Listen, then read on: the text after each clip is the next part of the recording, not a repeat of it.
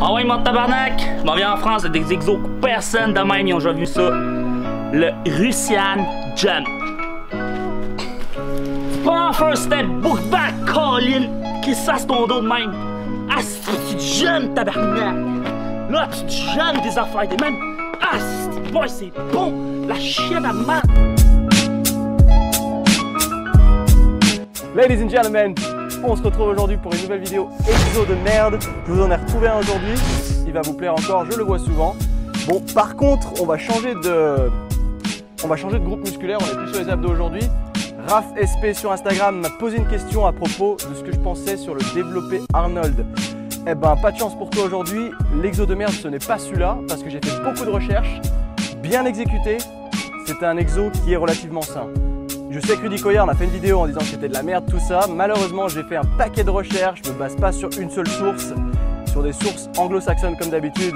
Si bien exécuté, encore une fois. Par contre, c'est pas un exo où tu vas faire des 1 rep max ou même des 5 rep max. Okay, c'est vraiment des exos pur volume. C'est pour ça que Schwarzy l'utilisait dans son temps, parce que c'était un mec qui utilisait seulement du haut volume.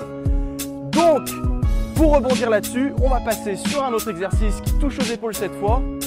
Je sais même pas le nom en français, mais c'est le behind the neck press. Donc c'est celui où tu pousses derrière le cou. Ça, mon pote, c'est un exo de merde. Je le vois trop souvent, même encore aujourd'hui, j'ai vu un gros le faire là-bas dedans. Et en l'occurrence, quand on parle du développé pousser derrière le cou, tu le fais toi? Le développé derrière le cou, ça marche aussi pour le tirage derrière le cou. C'est la même chose.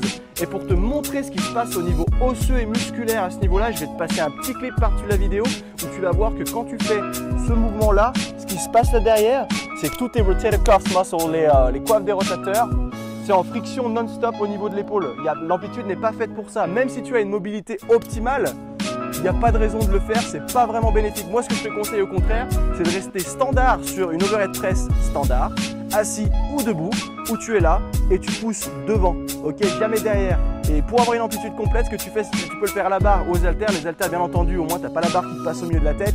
C'est un peu plus pratique, on va dire. Si tu le fais à la barre, moi je le faisais beaucoup à la barre à une période, surtout pour un entraînement de force.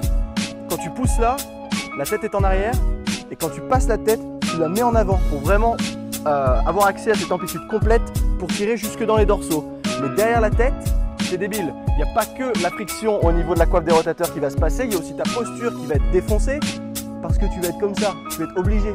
Encore plus si tu n'as pas une bonne mobilité au niveau des épaules, tu vas te forcer à pousser en avant, tu auras l'air d'une tortue. C'est cool ça? C'est un exo de merde.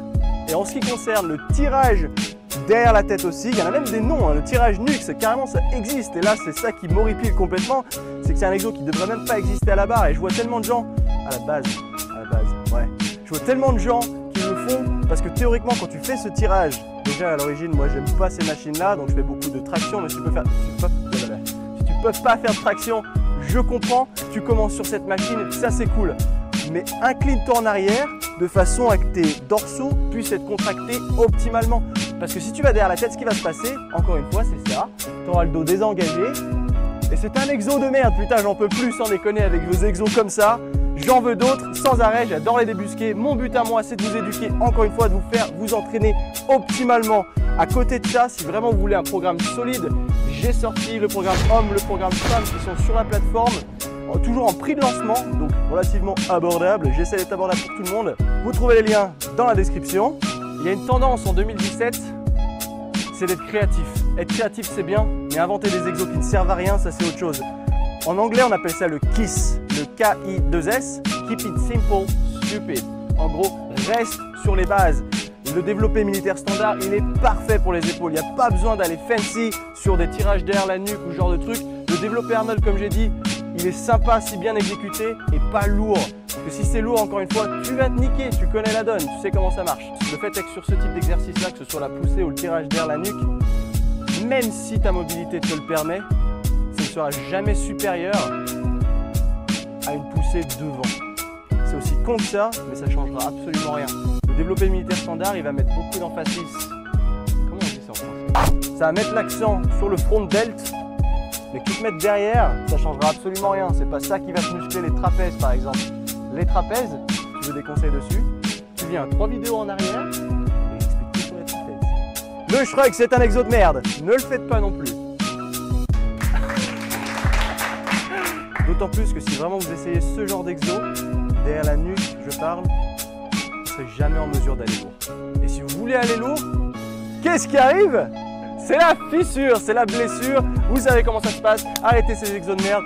Donnez-moi le prochain en description. Je garde cette vidéo courte. Vous les aimez comme ça. Si vous avez d'autres exos de merde que vous voulez que j'aborde, ou même des exos qui ne sont pas spécialement pourris ou là où vous ne savez pas encore, vous voulez simplement que je l'étudie et que je vous dise ce que j'en pense, c'est là mon job. Postez-le en description. Passez dire bonjour. Allez les gars, à la prochaine. On connaît la poutine, les crimes, le jambon, c'est meilleur.